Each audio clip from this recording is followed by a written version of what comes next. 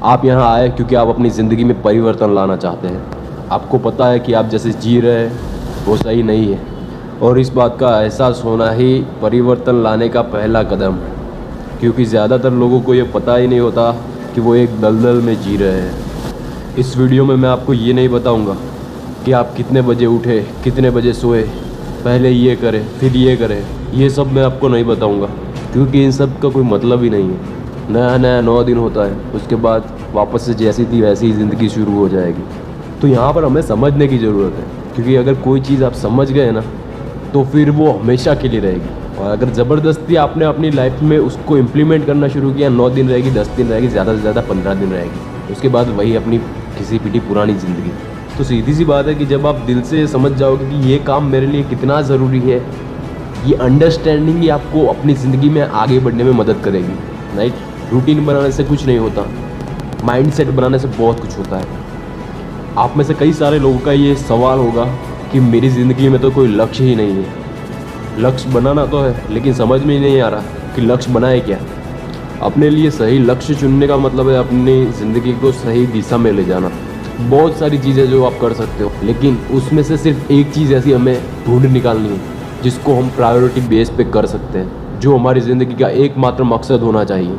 इसके लिए आप ऐसा कर सकते हो कि लिस्ट बनाइए काफ़ी सारी चीज़ों की जो आपको पसंद है, आप करते रहते हो, या फिर किया नहीं है लेकिन वो करना बहुत पसंद है। तो उन लिस्ट में से सबसे पहले तो उन सारी चीज़ों को हटा दो जो आप दूसरों को दिखाने के लिए करते हो। अपने दिल से पूछो कि आखिर मुझे बनना क्या है, चाहे लोग कुछ भी बोलें।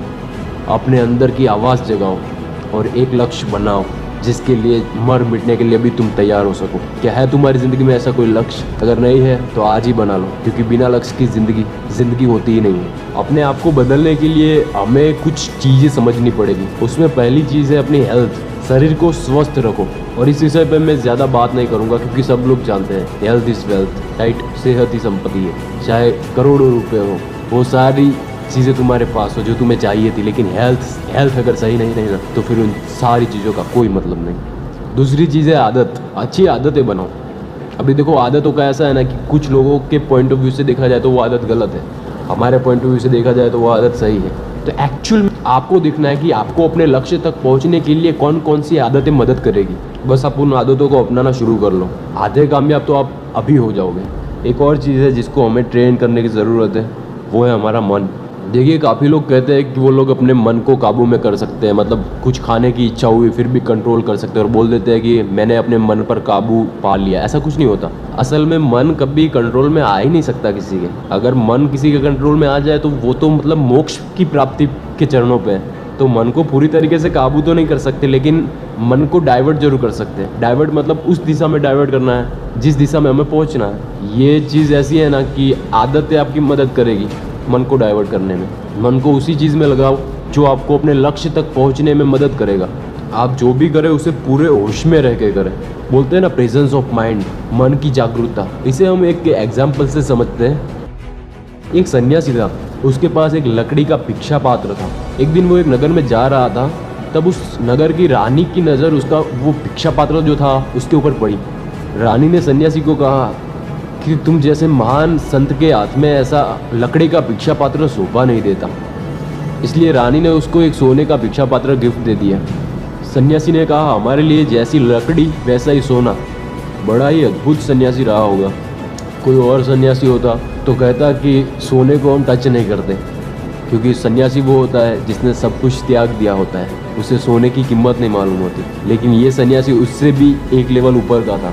उसके लिए सोना, मिट्टी, लकड़ी ये सब समान ही था, इसीलिए उसने वो एक्सेप्ट कर लिया। जाते जाते सन्यासी ने रानी से कहा कि वो लकड़ी का जो भिक्षा पात्र है वो फेंक मत देना, क्योंकि अगर ये मैं सोने का भिक्षा पात्र लेकर जाऊंगा और किसी ने चुरा लिया तो फिर वापस मैं आऊँगा वो मेरा लकड़ी का भिक्षा पात्र मांगने के लिए। थोड़ी देर बाद वो सन्यासी वहाँ से निकल गया और एक चोर की नज़र वो सोने के भिक्षा पात्र पर पड़ी। चोर उस सन्यासी के पीछे पीछे चलता रहा। अब दोपहर का वक्त हो चुका था। सन्यासी एक पेड़ के नीचे आराम करने के लिए बैठे थे। धीरे धीरे उनकी आँख लगने वाली थी।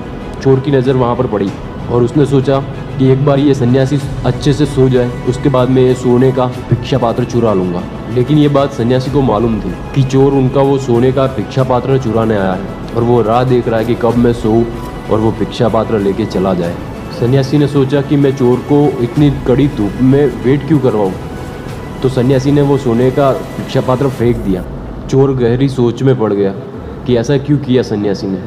थोड़ी देर बाद वो वेश बदल के सन्यासी के पास पहुंचा और ऐसे ही बातों बातों में पूछा कि ये क्यों फेंक दिया आपने सोने का कटोरा।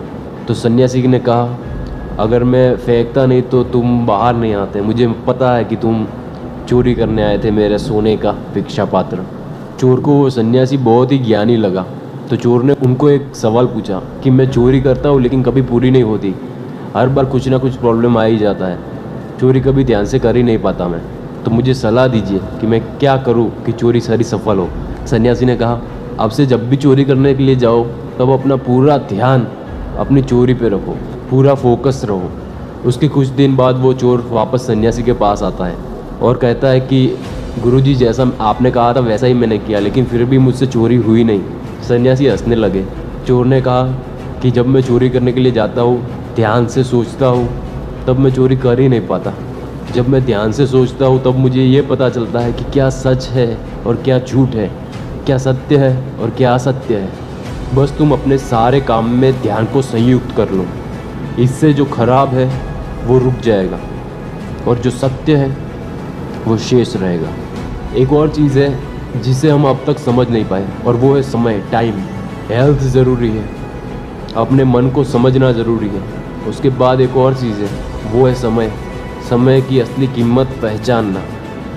हम सबके पास 24 घंटे हैं। आपने 24 घंटों में क्या करा और बाकी लोग क्या कर रहे हैं, बहुत फ़र्क है। जो लोग आगे हैं वो 24 घंटों का इस्तेमाल करना अच्छे से जानते हैं और हम लोग हैं जो 24 घंटों में से 12 घंटे तो सोने में बिता देते हैं, 2 घंटे खाने में बिता देते हैं, 4 घंटे दोस्तों के साथ बाहर घूमने में बिता देते हैं। बचता है क्या?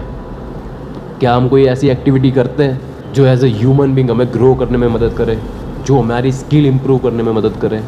इसका जवाब है नहीं। कई लोग कहते हैं कि पैसा ज़्यादा इम्पोर्टेंट होता है। सच तो ये है कि दुनिया की सारी दौलत मिला देना, फिर भी हम अपनी ज़िंदगी का बीता हुआ 1 सेकंड नहीं खरीद सकते। अगर वक्त को इस्तेमाल करना आ गया ना, तो समझ लो ज़िंदगी जीना आ गया।